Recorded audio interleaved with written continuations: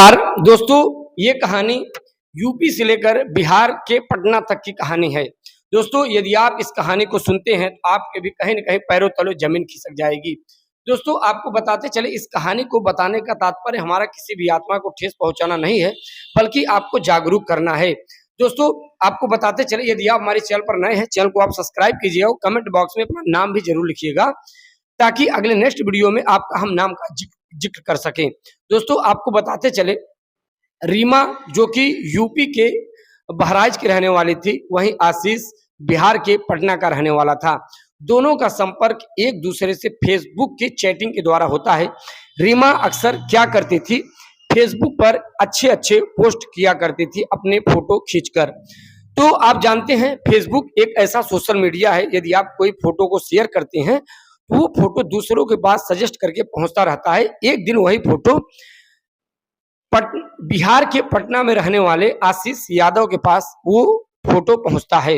अब दोनों होता क्या है, दोनों दोस्तों एक दूसरे के द्वारा चैटिंग करते हैं। सबसे पहले आशीष उस फेसबुक के रीमा के फोटो पर चैट करता है और बोलता है कि रीमा, तुम दिखने में बहुत सुंदर हो, तुम कहाँ की रहने वाली हो। रीमा बोलती है, आशीष, मैं यूपी के बहराइच के रहने वाली हूँ, और आप कहाँ के रहने वाले हो। रिप्लाई में आशीष का भी कमेंट आता है कि मैं यूपी के पटना की रहने वाली हूँ। दूसरा आशीष कमेंट करता है, आप कौन सी क्लास में पढ़ती हो। तो वहीं रीमा कहती है, मैं बीएससी फाइनल ईयर्स की छात्रा हूँ। वहीं आशीष भी कमेंट करता है कि मैं एमएससी फाइनल ईयर का छात्र हूँ। अब दोनों की कहानी धीरे धीरे इस फेसबुक के चैटिंग के द्वारा शुरू होते हैं। जैसे ही रीमा कोई फोटो पोस्ट करती है फेसबुक पर, वैसे ही आशीष की नज़र रीमा के उस पोस्ट पर रहता था। तो आशीष कहीं न कहीं उस पोस्ट पर कुछ न कुछ कमेंट करता रहता था। ऐसे कहीं ब्यूटीफुल, कहीं न कहीं नाइस, कुछ न कुछ कमेंट करके भेजता रहता था।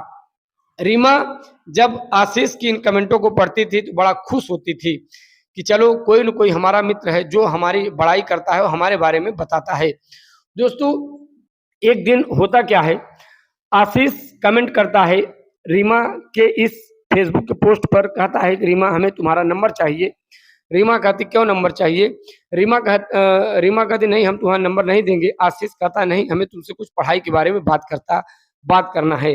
रीमा कहती, नहीं, हम ऐसे कुछ भी नहीं आपको नंबर दे सकते, क्योंकि यही अगर हम नंबर देंगे तो कहीं न कहीं ऐसे बहुत सी घटनाओं को हम देखते हैं। धीरे धीरे ये चैटिंग के द्वारा नंबर के द्वारा प्रेम कहानियां, इसके बाद आगे पता नहीं कौन कौन सी घटनाएं घटने लगती है। आशीष कहता है कि कोई बात नहीं, अगर तुम्हें हमारे ऊपर विश्वास हो, तुम तभी अपना नंबर हमें देना। जब इस बात को रीमा सुनती है तो कहीं न कहीं रीमा के मन में ये विचार आता है, ये ख्यालात आता है कि आखिर में आशीष कहीं न कहीं सही लड़का है, क्यों न इससे अपना नंबर दे दिया जाए।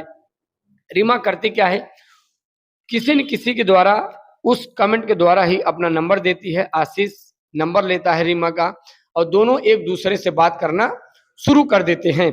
अब दोस्तों, यदि आप इसकी आगे कहानी सुनेंगे तो कहीं न कहीं आपके भी पैरों तले जमीन न खिसक जाए। जब दोनों एक दूसरे से बात करना शुरू करते हैं, जब दोनों की इस प्रकार से फेसबुक से चैटिंग से लेकर इस नंबर तक की कहानी, प्रेम कहानी, बात करने तक की कहानी शुरू हो जाती है। एक दिन रीमा के मम्मी की नज़र रीमा के ऊपर जाती है। रीमा की मम्मी देखती है, लगभग 12 से 1 रात बज रहा होता है। तो रीमा की मम्मी देखती है, रीमा कहीं न कहीं किसी न किसी लड़के से बात कर रही होती है। हालाँकि रीमा की मम्मी पूरी तरह तो नहीं समझ पाती, क्योंकि रीमा की नज़र अपने मम्मी पर पड़ जाती है कि मम्मी हमारे ऊपर नज़र रख रही हैं कि हम कहाँ किससे बात करते हैं। जैसे रीमा की मम्मी की नज़र रीमा के ऊपर जाती है, तो रीमा की मम्मी क्या करती हैं, बात करना बंद कर देती है। लेकिन रीमा की आदत नहीं छूटती, डेली वो कहीं न कहीं बात करती रहती थी। एक दिन दोस्तों होता क्या है, रीमा की मम्मी रीमा की बात सुन लेती हैं। रीमा क्या बात करती है आशीष से, जो भी बात करती है, पूरी बात रीमा की जब मम्मी सुन लेती है तो रीमा की मम्मी के पैरों तले जमीन खिसक जाती है। रीमा की मम्मी अक्सर चिंतित रहना शुरू हो जाती है। रीमा की मम्मी को ये नहीं समझ में आता कि आखिर में हमारी बेटी किससे बात करती है, कहाँ बात करती है, ये चीज़ हमें भी नहीं समझ में आ रहा है। आखिर में ये क्या करने वाली है। एक दिन रीमा अपने मम्मी से पूछती है, मम्मी तुम आजकल चिंतित क्यों रहती हो? तो अ, अ, रीमा की मम्मी कहती हैं, बेटी तुम ये बताओ, हम तुम्ही को लेकर चिंतित रहते हैं। तो रीमा कहती है, मम्मी हमने ऐसी कौन सी गलती की तुम हमें को लेकर चिंतित हो? रीमा की मम्मी कहती है, तुम आखिर में ये बताओ, तुम 12 बजे रात डेली तुम किससे बातें करती हो? रीमा कहती है कि मम्मी आप घबराइए मत, एक हमारा मित्र है जो कि हम लोग पढ़ाई लिखाई के बारे में बात करते हैं, पढ़ाई लिखाई को लेकर बात करते हो, हमारे स्कूल का एक लड़का है, वो पढ़ने लिखने में बहुत ही अच्छा लड़का है। रीमा की मम्मी को कहीं उल्टा सीधा न सोचने पाए, रीमा इसलिए ऐसे अपनी बात को बनाकर बताती है। रीमा की मम्मी खुश हो जाती है, चलो बेटी कोई बात नहीं, लेकिन जो भी करना ऐसा काम, ऐसा गलत कदम मत उठाना जिसमें हमें दिक्कतों का सामना करना पड़े, तुम्हारे पिताजी को समाज में सर झुकाना पड़े और तुम्हारे भाई को भी कहीं न कहीं इन सब से दिक्कत होने लगी। रीमा कहती, नहीं मम्मी मैं ऐसा कहीं कुछ नहीं करूँगी। अब दोस्तों होता क्या है, आगे की कहानी आप यदि सुनते हैं, आप भी सोचेंगे क्या समाज में ऐसा भी होना चाहिए या नहीं होना चाहिए? क्या ये समाज में लोग ऐसे करते हैं या गलत करते हैं या फिर सही करते हैं? एक दिन रीमा की मम्मी रीमा की हर एक चीज़ को सुन लेती है। रीमा की मम्मी कहती है कि अब तुम हमें ये मत बताओ कि हम किसी पढ़े-लिखे लड़के से बात करते हैं। हम तुम्हारी हर एक हरकतों को सुन लिए हैं। रीमा कहती है अपनी मम्मी से, आखिर मम्मी अगर तुम ये सब चीज़ सुन ली हो, तो हम आपको बता दें मैं उस लड़के से प्रेम करती हूँ, मैं उससे शादी करना चाहती हूँ। रीमा की मम्मी कहती है, ठीक है बेटी, क्या ये जो तुम कर रही हो, क्या तुमने जो कदम उठाया है, ये तुम्हारे लिए सही है या नहीं है? दोस्तों आपको बताते चले, रीमा का भाई, रीमा के पिता, रीमा की मम्मी बहुत समझाते हैं। रीमा कहती ठीक है मम्मी, मैं ऐसा नहीं करूँगी, जहाँ आप लोग कहेंगे वहीं पर हम शादी करेंगे। रीमा मान जाती है और रीमा आशीष से ये चीज़ पूछती है कि मैं कहीं न कहीं अगर अपने मम्मी-पापा को मना लूँ, क्या तुम मुझसे शादी करोगी? आशीष कहता है कि हाँ, हम बिल्कुल शादी करेंगे। रीमा भी कहती ठीक है, मैं अपने मम्मी-पापा को ज़रूर मनाऊँगी, लेकिन तुम्हें हमसे शादी करना पड़ेगा।